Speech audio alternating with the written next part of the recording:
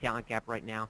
Going to discuss things about the workforce composition and how things have kind of changed recently. Also, the talent migration that a lot of experts are predicting in the not-so-distant future. Talk about the state of the recruiting discipline. Now, these factors all together really will help you underscore, or help me rather, underscore the importance of why employee engagement is such a significant factor. So let's go ahead and get started. Okay, first, the factors that are increasing the importance of employee engagement. So there's 4 factors. One, the talent deficit, which I just touched on, the way the workforce is composed, the looming talent migration, and again, we're going to touch on the recruiting discipline itself. So I know I kind of ran through that a little fast, but I want to get to the meat of this. So let's take a look at the talent deficit gap. The talent deficit gap is pretty easily understood. I mean, essentially, if you consider, let's say you're a larger firm that hires anywhere from 30 to 50 employees over the course of the year, basically, what you're looking at here is the way that demand may be distributed. So in March, for instance, there might be a greater demand for new talent as opposed to, say, February and May. The red line is if those rolling positions never went filled, and you could obviously see that the gap for talent kind of increases. Beyond that, though, the black line assumes a fairly good fill ratio. So month over month, if you're filling about 73%, 75% of those open positions, you can see that that gap still exists. Okay, so obviously the problem gets exacerbated if there's a greater talent demand in the distant future. Okay, now what's some of the things that are contributing to the severity of the talent deficit gap? Well, it's 4 things really. There's a lot of economic pressure, obviously, but not only that, wage pressure. Okay, you have lots of your employees today feeling maybe pressured by their lack of even cost of living increases over the number of years since the recession has started in earnest. There's also a notion of a dual generational gap, and what I mean by that is at the upper end of your employers or employees rather, you have people retiring and kind of looking to remove themselves from the workforce. But unfortunately, so it creates its own problems. But on the back end, you have folks that actually are not skilled enough, or you can't actually place them right into the mix, right? In addition to that, the talent acquisition process has changed and it's very thin today, where it was, say, in 2006, 2007, and that hasn't changed. We're going to talk about that. And then there's a mitigated sense of engagement amongst your employees. In other words, employees are just simply not feeling engaged. So these 4 factors make the reality of a talent deficit gap in any organization much more risky to them and severe. So let's move over into this notion of workforce composition. Now, we did some research, Yo did, earlier this year. I'm going to run over those results real quick and tell you why we believe they're important to take note of. So here's the first stat. Since the recession really began in 2008 of September, about 88.5% of those that we surveyed, and these were firms that were about $750 million in revenue to $1.5 billion, Global 1000 type firms. 88.5% of these firms reported that their non-employee segment of their workforce, their contracted labor, their temporary staff, either stayed at the exact same level as pre-recession or actually increased. So it's significant. When you had a permanent workforce being really decimated by the state of the economic woes in the United States and globally, you had another segment of the workforce kind of staying the course and even in some cases increasing. When you take a look at how decisions are made amongst that one segment of the workforce, okay, you see there's kind of a misalignment here. Those that use contracted labor or temporary labor, their most important thing is quality and availability. I want the right person, but I need to do the job today, and they need to come in to get going. But if you look at the organization as a whole, however, it's cost that usually drives these decision factors, okay? So again, we're talking about the way the workforce has changed as far as its composition. This segment of the workforce has a greater impact in many organizations, yet there's really not much of an agreement about how we ought to treat these members of the workforce. Taking a further look at this, economic recovery seems to indicate, based upon these results, that that segment of the workforce is actually going to increase. About 80% of the respondents said that level will not change or actually increase a little bit, and some said will increase drastically. If we take a look at where investments are being made to address this increase, this segment of my workforce, you can see the good news here is that 53% of the respondents said they are addressing some operational issues to make sure that this segment of the workforce is better integrated into the overall. Okay, things like increasing engagement, as we're talking about today, consolidating the vendors to handle this part of my workforce, improving the way I'm communicating with them, and also including non-employees on all teams to make sure I have that diversity across all my teams and the workforce segmentation is accounted for appropriately. However, the not so good news, if you take a look at those individually, that none of these actions are actually outweighing status quo. So in other words, the segmentation of the workforce is increasing in this category, and while there's some activity to better manage it, the status quo is still prevailing today. Okay, so again, this is all leading up to why employee engagement matters. So far we've talked about the reality of a talent deficit gap. We've talked about the nature and the way that the workforce composition has changed. Let's move over into this notion of the looming talent migration. Okay, eventually, we're going to see recovery take root, and our GDP is going to grow faster than 1.5%, hopefully sooner rather than later. However, if you look at the positive GDP growth, it's done a couple things. This chart is from Career Builder, and it shows a general labor pressure for professional level, degreed, certified, skilled resources. So labor pressure is defined as the total number of people looking for particular positions over the total number of open positions. So a lower number obviously means there's greater pressure.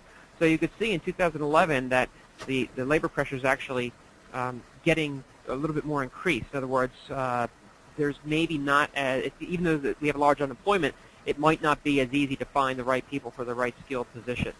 Okay, so what does that mean? It means a couple of things. One, skilled labor has the upper hand here. It ends up being kind of a seller's market, if you will. Okay. Also, it becomes operationally affordable for companies to go and attract such talent. Okay, a lot of firms benefited from the recession as far as increasing and improving their cost efficiency, and now that operational efficiency makes it affordable to kind of seek out or upgrade talent in some cases. Also, there's a lessening fear of moving jobs and that security that we all kind of grasped onto from the fall of 2008 until recently. Okay, so that decreasing fear in changing jobs and necessity for job security is obviously incensed movement from one company to the next. And then lastly, there's obviously, based upon this chart, a very competitive labor market that's developing. Okay, so again, I want to keep reiterating where we've come from here because it's going to make the steps for engagement more important. Okay, we talked about the notion of the talent deficit. We talked about the way the workforce is composed today, and now the truth and the fact that at some point there's going to be a pretty significant migration of labor and talent from one organization to the next. Let's switch over to the infrastructure. So look, the recruiting infrastructure, the state of that discipline, the recruiting itself is pretty stark, okay? Obviously, if we're not hiring, if we're laying people off, we don't need recruiters. So the recruiting ranks one of the first to take the hit in the beginning of the Great Recession, and they haven't really rebounded, okay? Minimum management over that process has really replaced it. In other words, I didn't need the infrastructure, therefore I wasn't managing the process. So it results in a very changed landscape based upon what we've just discussed in the previous slides. And really today there's an unwillingness, even if I'm projecting the need to hire more people, there's an unwillingness to increase the investment in the way that I'm recruiting or sourcing talent into the organization. Okay, so why does that matter? Well, let's take a look at another aspect of it.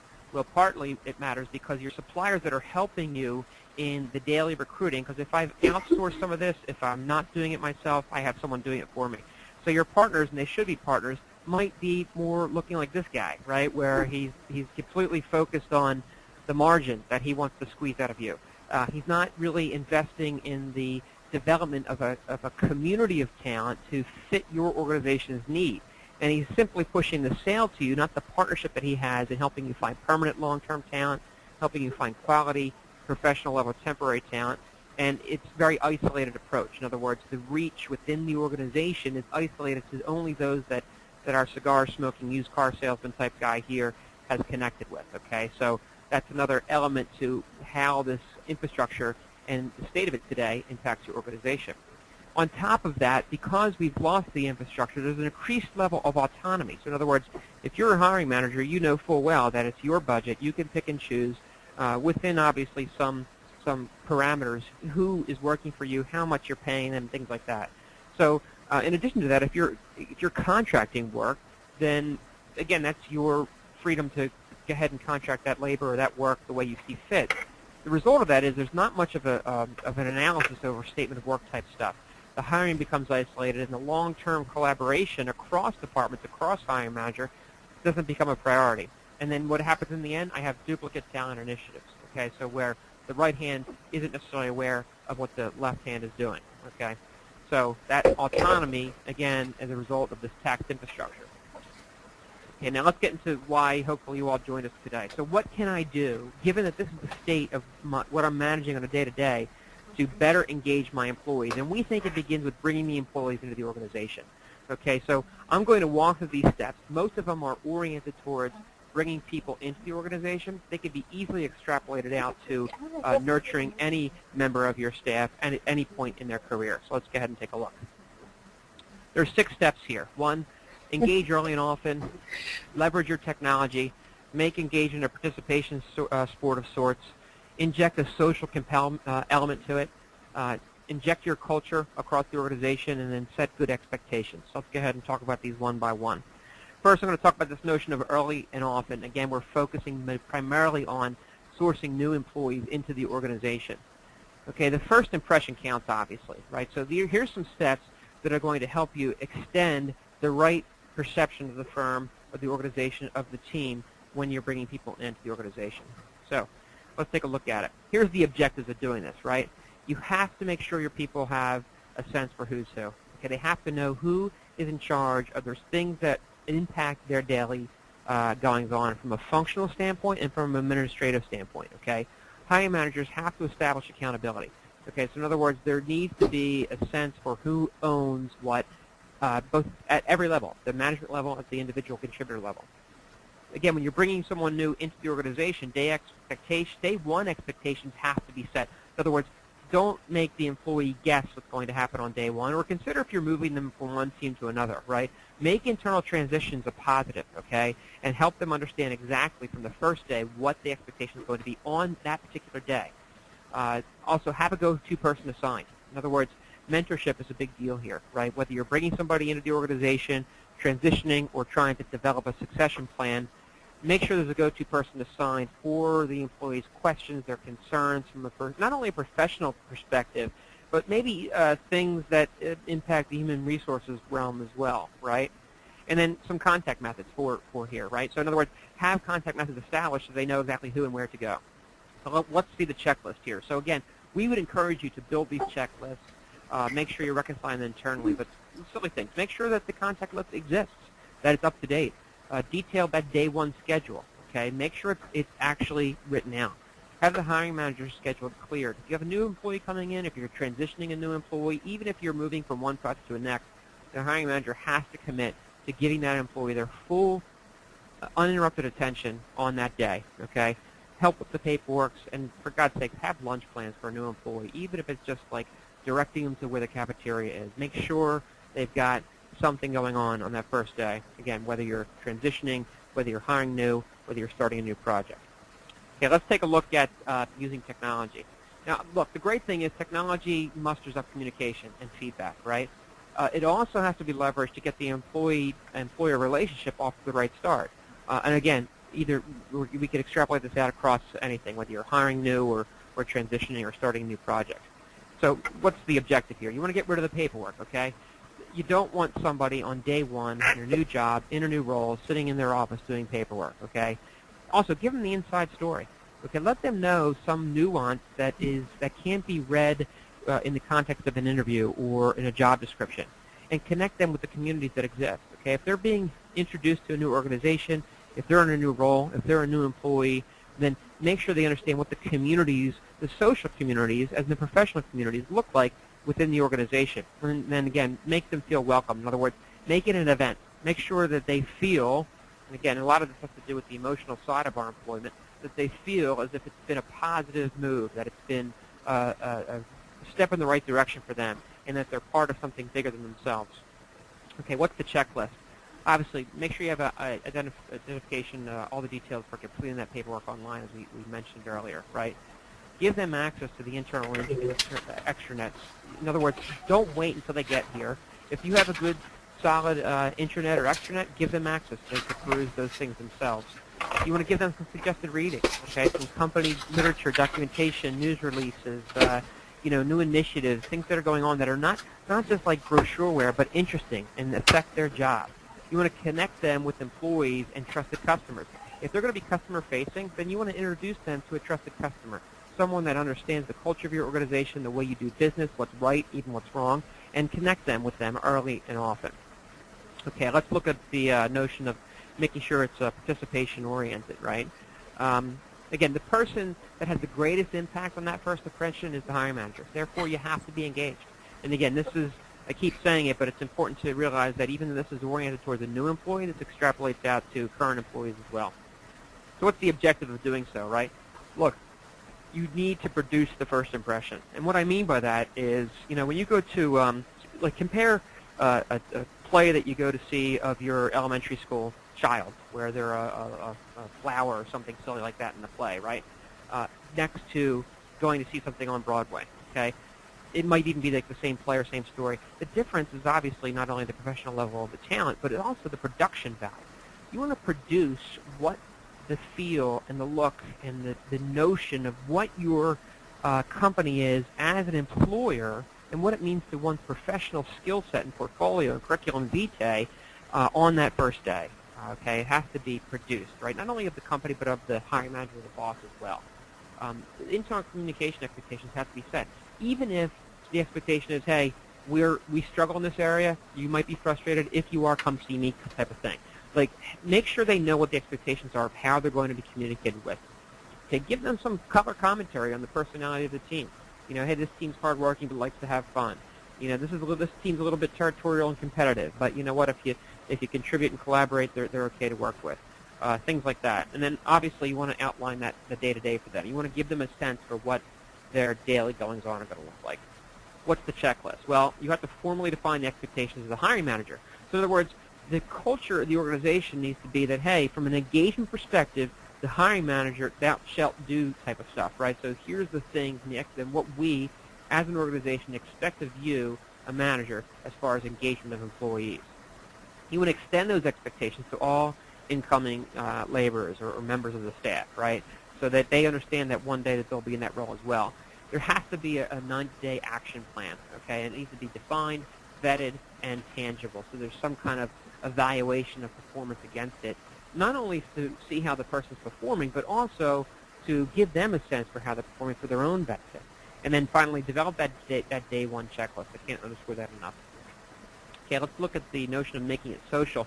Every company's got a personality, right, wrong, or indifferent.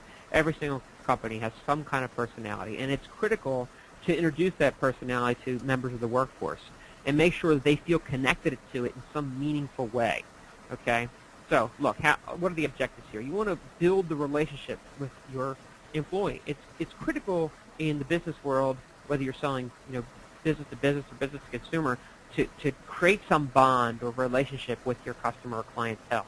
This is no different. There's got to be some kind of tangible and nuanced even relationship between employer and employee. They also need to have a level of comfort, right, where they understand what that relationship looks like and how to behave within it. You have to create a welcoming personal environment. In other words, you want people to bring their personalities to work with them and have the strengths of their personalities impact their work. And then obviously, and you'd be surprised how many organizations fail to do this, there needs to be faces put to names, right? So don't give them a laundry list of names of people they need to meet in the first 90 days. Make sure they know where that person sits, where their office is, what their phone number is, what their email is, some of the personal things they like, things like that, and what they look like. What's the checklist? Don't do a walking tour, okay? This is probably the easiest way out. Oh, I walked the guy around for half an hour, then we went to lunch. What you need to do is have a schedule, agenda-driven meetings with the people that are important for this individual. So that's the first thing that needs to happen. Also, make sure there's detailed introduction objectives. What I mean by that is, if you're scheduling with Joel Caparella the introduction of new team member Amy, well then you as a hiring manager have to give me the objective of what that introduction needs to achieve. Okay, you want to assign functional mentors. We talked about that before, but again, you need to have a mentor in place from a functional perspective and also a survival. Hey, how do I navigate the hierarchy of this organization, right? That sort of thing. Let's talk about getting some culture. whether or not, again, your company has it on paper, just like it has a personality, it has a culture. Okay, employees have to understand what it is and what those values are and how they permeate their day-to-day activity. Okay, even if it's negative, right? If you have a negative kind of cynical culture, you have to address it, understand it, and then more importantly, evaluate how it impacts the day-to-day of your employees. So what's the objectives of doing this? Well, it's very simple. You need to help the newcomer or the employee, or one way or the other, understand the corporate cultures and the values. Okay, what's the checklist of how you do that? Well, first of all, if you don't have one, have a formal presentation of what those values are. Define them. If you can't define them, that's your first problem. I mean, they need to be defined. Beyond that, what's the corporate culture for the meetings? In other words, is arriving 5 minutes late the norm, or is getting there 5 minutes early expected? Things like that. How about the collaboration culture? Again, is it more competitive and territorial, or is it more open, flowing, and debate-driven? And then how about case studies of ethics and what they mean? And I used in the parentheses here is not Globotech, right? And there's training videos that use generic firms like Globotech did this and Globotech did that, or really crazy scenarios that only the most dim-witted would actually execute, and they're just more for the purpose of protecting the company from a legality perspective than really helping employees understand the necessary ethics and what they mean on how they operate. So the real case studies need to be employed, because what that shows employees, it shows that not only does the company care about their corporate culture and their values, but helps employees adhere to them and embrace them as their own. Okay, so don't go the Globotech route. You want to adopt something that's a little bit more personal. Okay, lastly, expectations. Employees, again, whether they're contracted or permanent, they want to know how they're doing. Okay, obviously there's the annual performance review, but I think we can all agree that sometimes they're not as useful as they can be.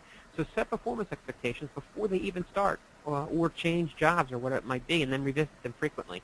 So what's the objective of this? You want to make job descriptions easy, clear, and accessible. Okay, there's the job description that you use to recruit them, but then what's the actual honest-to-goodness description of what their work is and what they need to achieve, right?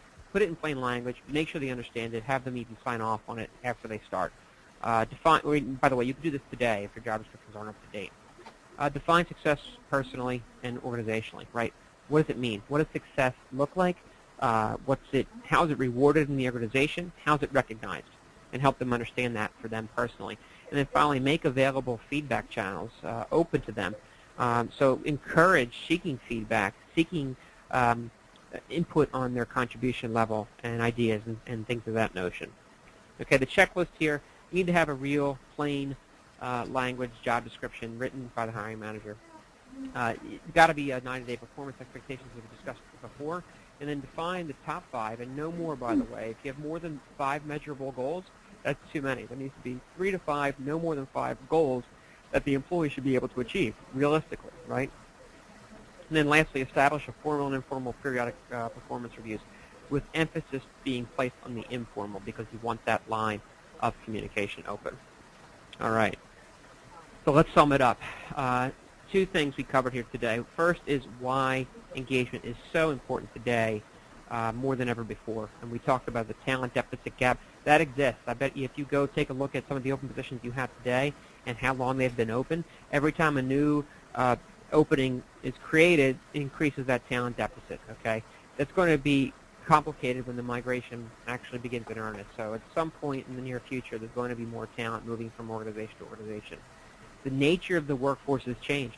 Everything we just talked about needs to be applied to every employee, whether or not they're a full-time permanent member of the staff or whether they're a contracted part-time member or temporary member of the staff. And then lastly, the infrastructure that's in place today, it's seen better days, right? It's taxed right now. So that's why engagement is so critical. How do I do it? You want to make sure it happens early and often with all employees. You want to leverage technology to make things more accessible and communication channels more achievable. You want to make sure your hiring managers are participating.